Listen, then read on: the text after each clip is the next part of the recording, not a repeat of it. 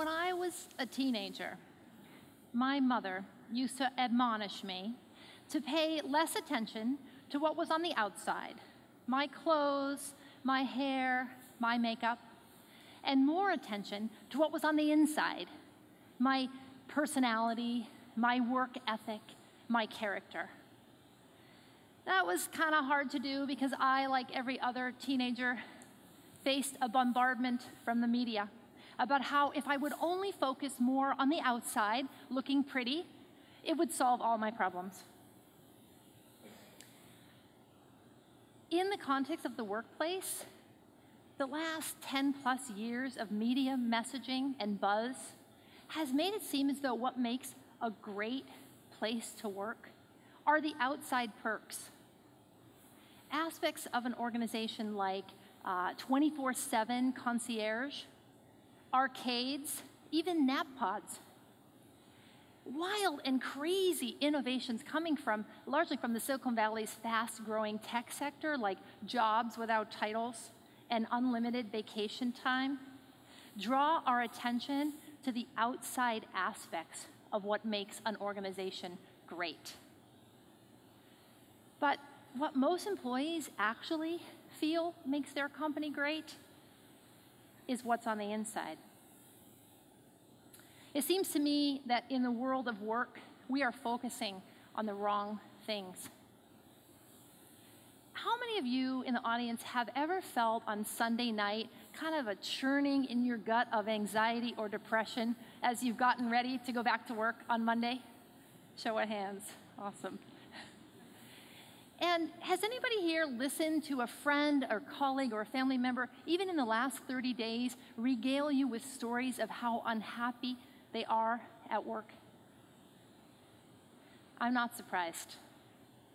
I'm not surprised because the Conference Board, for example, in their 2016 data, showed that 1 out of 2 people at work report feeling dissatisfied and unhappy. That's 50%. And 1 out of 9 people here and in the general population, according to Gallup's most recent data, feel actively disengaged with their work. And what's even more depressing to me than the data is the fact that in my 30+ years of consulting to organizations and the people who work in them, I have heard story after story of job dissatisfaction, discontentment, pain, and misery. People like Amber. Amber was a young millennial, and I was drawn to the power of her ideas and her energy.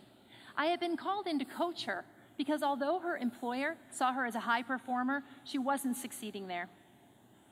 After a session or two, I asked Amber to tell me how she felt about her job. And she said, "I hate waking up on Monday mornings more than anything. I started this job with so much hope, and now I can't wait to quit." I was shocked. I found myself thinking, how could a young, bright talent like Amber become so disillusioned with her organization in such a short amount of time? In the coming weeks and months, as Amber and I unpacked her story, it was complex, as it often is. What had started out as a great fit between Amber and her employer had broken down into misery. Amber was 1 foot in and 1 foot out with her company. She was actively looking for a new job, and she was underperforming in the job she had. Amber was unhappy with her employer for sure, and her employer was unhappy with her. Anybody here have an Amber in their life? Maybe even someone who works for you? We spend more time at work than we do doing anything else. And when we're unhappy and not thriving there, the impact and consequences bleed into all aspects of our lives, ranging from having consequences from stress-related illness to accidents on the job, from alcoholism and obesity to financial difficulties. I got my graduate degree in organizational development, which is the study of people in systems, in 1989, a long time ago. And although there's been incremental improvements in the field of business, we knew then largely what we know now. What makes organizations great are the people in them. And when people feel as though they're succeeding, happy, worthy, fulfilled, and valued, they simply do better. So why can't we get it right after all these years? And what is the secret formula to creating workplaces that actually support and encourage human life? The answer, it seems, is right beneath our noses. Despite how infinitely interesting and complex we human beings are, our research suggests that what it takes to make an organization bring out the best in people is neither complicated nor expensive. It lives on the inside of the organization, and it's evident by how the leaders there lead and how people work together with one another. Today, we're going to look at 4 essential elements: connection, purpose, a life that works, and safety. Let's start with connection. TED notable and a mentor of mine, Dr. Brene Brown, says we are hardwired as human beings for connection to other human beings. And how this plays out at work is through our interaction with our colleagues, the team we work with, our peers, and our boss. I don't want to get too touchy-feely, but this is about belonging. And yes, love. When we feel connected to other human beings at work, it activates the best we have to offer. We can have hard conversations. We can tell the truth. We can innovate. We can be creative. And companies that have a culture where there's a strong connection between people do so because of specific effort. I can think of a large financial services firm that we worked with one time who made it a practice that in the first 90 days of every new manager's hire, they were asked to focus on one thing: building relationships with the people who worked for and with them. They were given time to create meaningful connection. When companies like that make that investment, it activates all kinds of wonderful dynamics between human beings. Fueling conscious connection brings out our best, our truth-telling, our conflict management, our leadership, our energy, our enthusiasm, our passion, our ideas, and our love of work for the sake of work. When asked, most people, when they have left a job, tell a tale of frayed partnership and broken trust. We can do better. Let's look at the second element: purpose. Now, I get it. Going to work every day is not just a pleasure stroll. But let's face it, the daily grind becomes infinitely more tolerable when we feel as though what we do matters. In fact, most human beings, from the front line to the C-suite, when given the chance to make a difference to someone or something, they jump in with both feet. Meaning is intricately connected to our sense of humanity. And mattering doesn't have to do with just working with a company that has a really strong social mission. I remember the deep satisfaction I got a long time ago when my boss, Pedro, spoke to me about the order in which I should use chemicals to clean the bathroom. I was a janitor at a large acute care hospital in Boston, Massachusetts, Emerson Hospital, and Pedro sat me down one day and said, "All right, we need to talk." He told me the story of how a few years prior to my arriving, a woman had come in for routine surgery on her leg. She contracted an infection while she was there, and she died.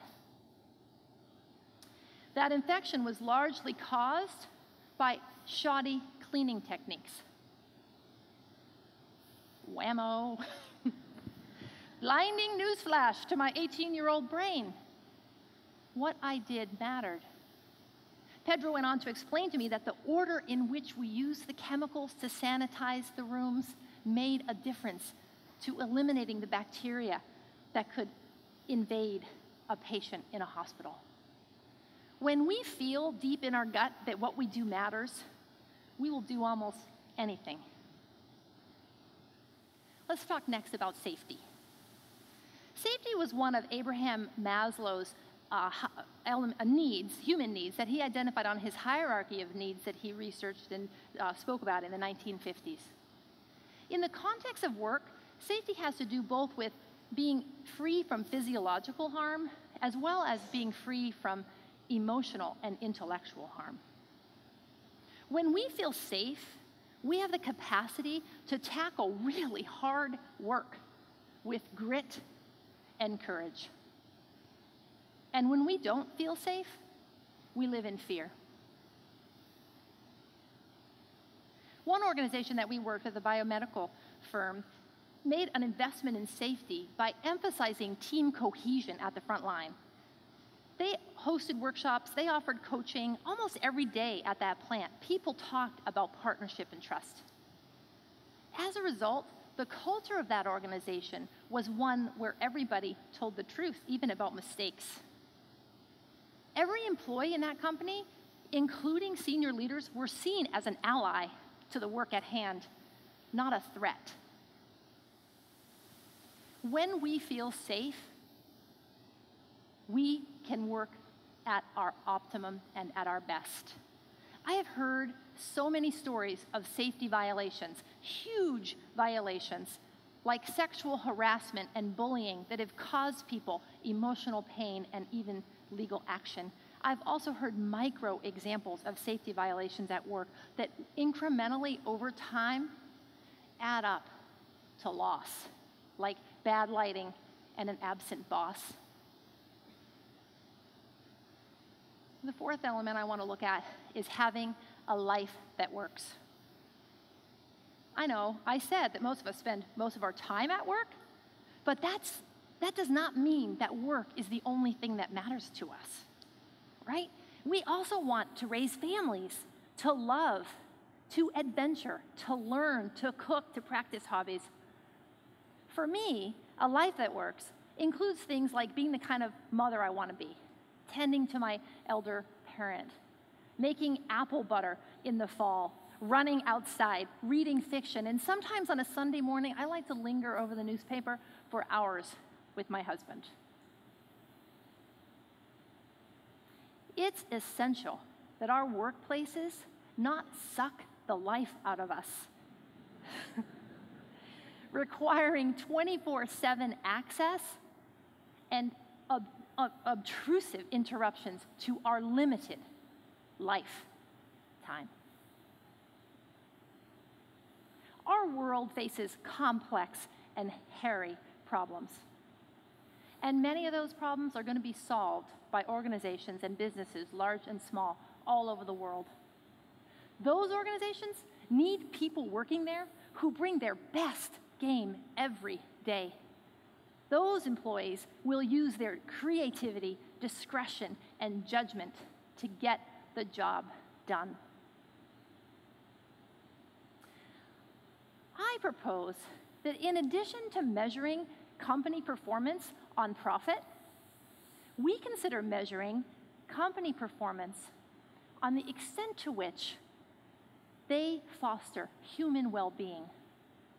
Think of it as an index for human well-being. And this index would measure a company's ability to use those four elements: connection, purpose, safety, and a life that works, to activate their essential human capability. We have standards such as ISO and others globally that allow us to measure company efficiency and quality. It's time we gave a way for companies to measure and benchmark against one another their actual capacity to support and encourage human life.